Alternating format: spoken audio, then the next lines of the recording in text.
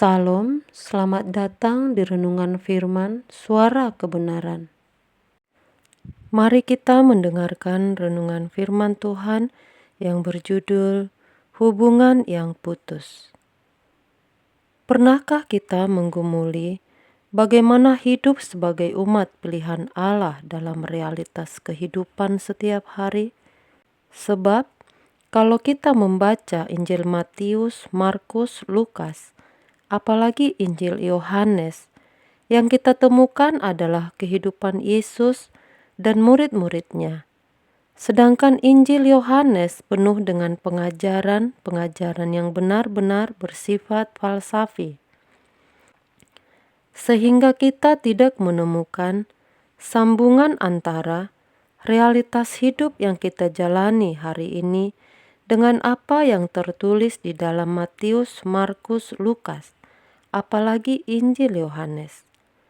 Tetapi kita terus berusaha untuk menjalani hidup dan mengenakan apa yang diajarkan oleh Matius, Markus, Lukas, Yohanes yang memuat ajaran Tuhan Yesus.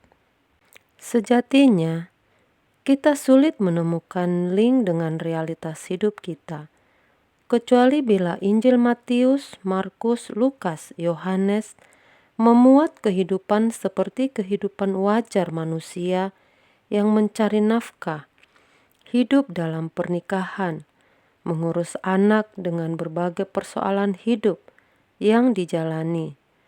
Mungkin kita bisa menemukan linknya, tapi sekarang kita sulit menemukan linknya.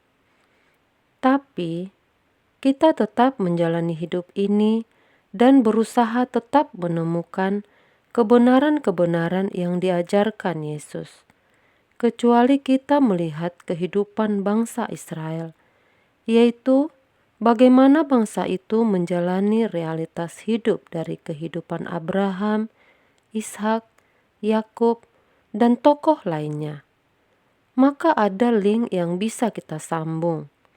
Misalnya, Yusuf, kita lihat bagaimana Yusuf diperlakukan tidak adil oleh saudara-saudaranya, tertindas, difitnah. Kehidupan yang juga kita alami bisa seperti itu. Tapi selama ini ada link yang putus yang tidak kita sadari. Bagaimana menyambungkannya? Sulit.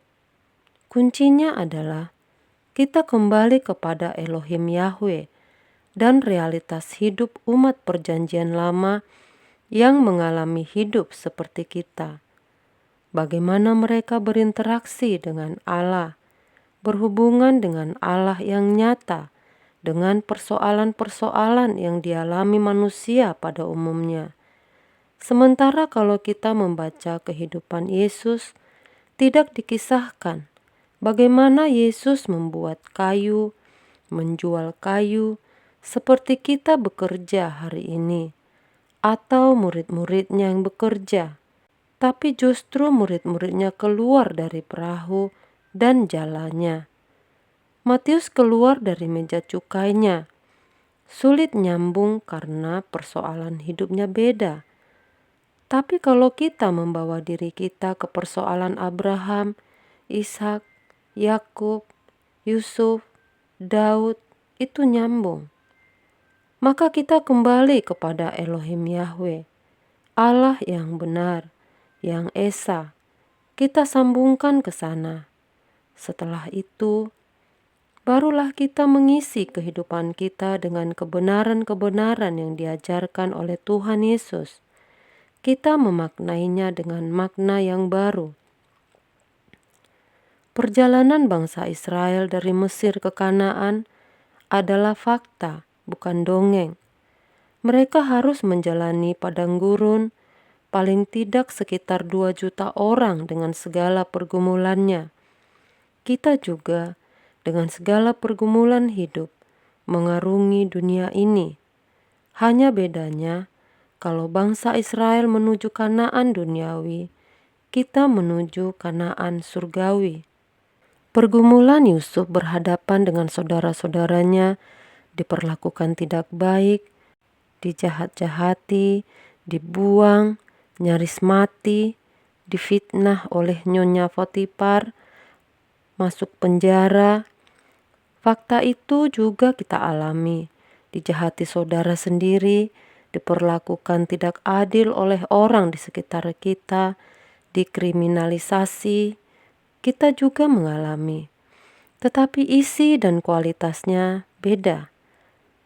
Kalau Yusuf mencapai kedewasaan dan keberhasilan menyelamatkan keluarganya dari Kanaan yang kekeringan dan kelaparan, tapi kita bertumbuh dewasa melalui fitnah, tekanan, perlakuan tidak adil, bahkan keadaan yang paling buruk untuk menyelamatkan jiwa-jiwa dari dunia ini masuk kerajaan surga.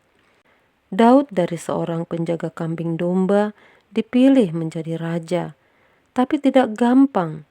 Ia harus melewati pergumulan sampai dia ditahbiskan jadi raja. Demikian pula kita. Siapa kita ini? Orang yang tidak berharga, tidak bernilai, tapi Allah pilih, diproses lewat pergumulan supaya suatu hari kita bersama-sama dengan Yesus dimuliakan. Kuncinya Elohim Yahweh. Karena ada hubungan yang putus, maka yang terjadi adalah agama Kristen menjadi agama liturgi, yaitu bagaimana jemaat datang ke gereja, bernyanyi, menyembah Allah, dan itu dianggap sebagai ibadah. Setelah itu, masing-masing menjalani hidup sehari-hari tanpa melibatkan Allah yang nyata dalam hidup. Kalaupun mau melibatkan, agak bingung di mana hubungannya. Maka kita harus kembali ke Elohim Yahweh yang menuntun Abraham, Ishak, Yakub, dan Daud, dan tokoh-tokoh lainnya. Makanya kita sekarang menyembah Elohim Yahweh dan menjalani hidup seperti yang dijalani oleh Daniel, Yusuf, Daud, dan lain-lain. Tapi memaknainya dengan makna yang lebih mulia, lebih unggul, dan lebih agung. Kita berhadapan dengan Allah yang hidup, dan kita menghadirkan Dia dalam hidup kita, dalam pergumulan konkret kita, tapi cara hidup kita adalah cara hidup dan kesucian Tuhan Yesus. Kalau Abraham diperintahkan keluar dari Ur Kasdim untuk menemukan negeri yang Allah janjikan, maka kita ditarik dari dunia ini untuk menemukan langit baru, bumi baru. Jadi kita itu luar biasa karena dibawa kembali kepada kebenaran yang murni. Demikianlah renungan ini kiranya dapat memberikan pencerahan bagi kita semua. Tuhan Yesus memberkati.